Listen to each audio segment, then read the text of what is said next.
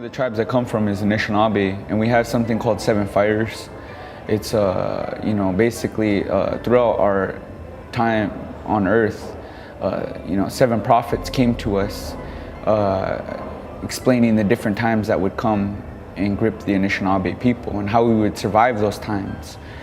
And they predicted a lot of things that came to pass. One of them was the light-skinned race coming. They predicted that. They predicted the boarding schools. They predicted the false promise that would be given to the Anishinaabe, and we were advised not to trust that deal. But if we did, and we turned our kids away from the traditional Anishinaabe teachings, then there would be a pain and a suffering that would grip us for many generations to come. And so our people are what we call Mideis, or from the Midei Women Lodge, which is a resonating sound society. A lot of people know it as the Mass Grand Medicine Society, and the Mideis were responsible for identifying the time period we're in and guiding the Anishinaabe people. Like one of the instructions we were given was to have the Great Anishinaabe Migration, where we migrate. We used to be on the East Coast, so we were East Coast Indians at one time, and then we were advised that if we didn't move, we'd be destroyed, because the light-skinned race is coming, and they advise us not to accept them in full faith, but let them prove themselves to us. And that if they truly are earnest, or honest about bringing a handshake and a smile, then when our nations fuse together, we would create a powerful nation with both of our technologies and our knowledges. And then they said 2 more nations would join and we'd make a mighty nation, like one never seen before, unprecedented. But they said that they would also have another choice, and that choice would, basically be the way of destruction. They would have they would look like they would have a smile and a handshake, but they would also said beware of, they could have their hand behind their back with a weapon. And they said, so let them prove themselves to you, and don't accept them in full faith. And when that happens, then we could share our knowledges, because a lot of our knowledges were kept secret. Because as we all know, universal teaching is with knowledge comes power, or with power, comes responsibility. And so we knew that you can't just pass certain information on blindly, because if you do that, you could give it to the wrong hands. People who are not responsible, people who are not evolved yet to understand certain things. Therefore, they create chaos and unbalance in the world. And so we had knowledge, knowledges where we could create, tornadoes, whirlwinds. And so a lot of people would, they're in this misnomer. And a lot of Americans in Western society are under this misnomer that natives were outdone with technology. And we always laugh, because we know that we could have just easily wiped those first people coming on the shores out with a hurricane or a typhoon or some kind of weather extremity that they couldn't survive, like a cold winter. And we could have just easily wiped them out, or our medicine people. But the medicine people understood that, no, these are another people, and they have their own journey, they have their own path. Creator has something planned for them, just like Creator has something planned for us. And we're not to interfere in their development, in their evolving. And that we're supposed to learn how to evolve with them and grow with them. And even if they're trying to kill you, you still learn. It's just like a wild animal. A native approaches a wild animal a lot different than somebody who's Western, or and so one approaches them with fear and one approaches them without fear. And so we were supposed to approach this new people without fear. And not all of our people also knew all of the secrets of our ways, of our people.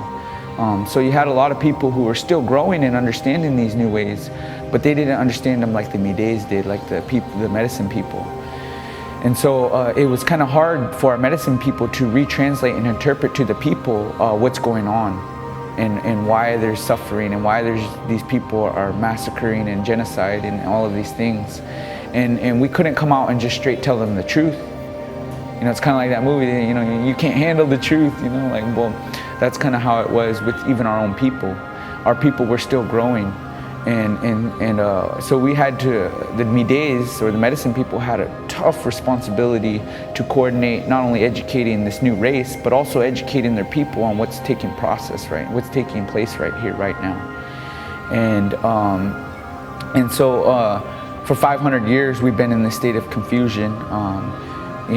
Some people call it Armageddon because most people don't know what Christopher Columbus's real name was. They think it's Christopher Columbus, but it was Cristobal Colon. And Cristobal Colon was Italian. He wasn't Spanish or Portuguese.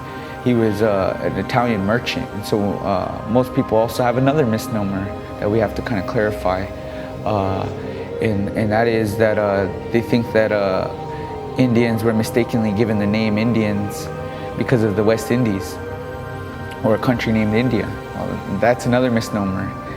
And the real origins of the word Indian, because Cristobal Colon never uttered the word Indian once in his life, never heard the word Indian.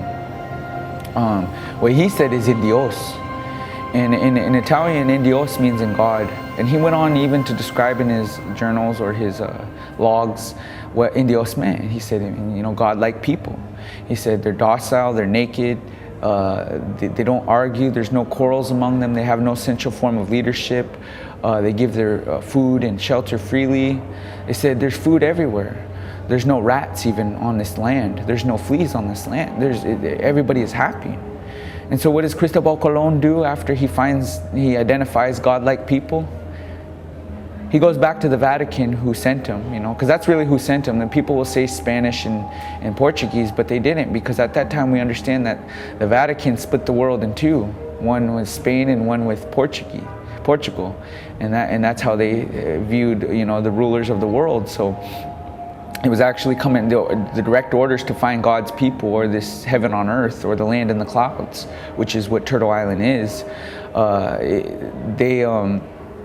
It came from the Vatican. And so they said, okay, we found Indios, we found God-like people. Well, then Cristobal Colon comes back with 17 warships filled with the worst people that ever walked the planet. I mean, even by today's standards, you line them up next to today's criminals and convicts, and today's criminals and convicts look like kids compared to these ruthless, murderous, vile human beings, like the scum of the scum, the bottom of the barrel. They had no, second thoughts about bayoneting or ripping open a woman who's pregnant and throwing her baby out there and squishing the baby. They had no qualms about getting, having their attack dogs, their war dogs, rip apart elders. So I call them demons.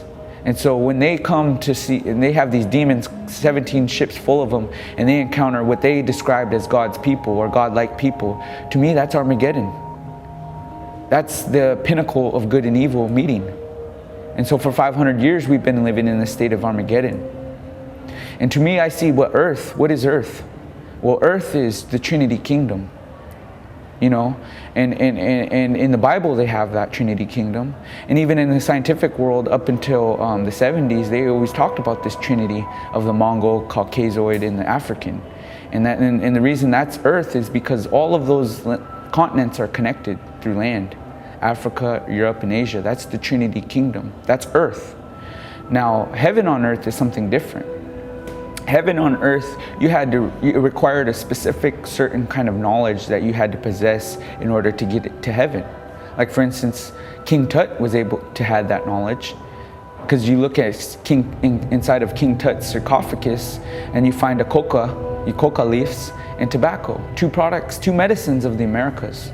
So obviously King Tut was chilling in America, and so the way I see it is like certain beings were able to get into heaven because they had a certain level of consciousness, a certain vibration of consciousness.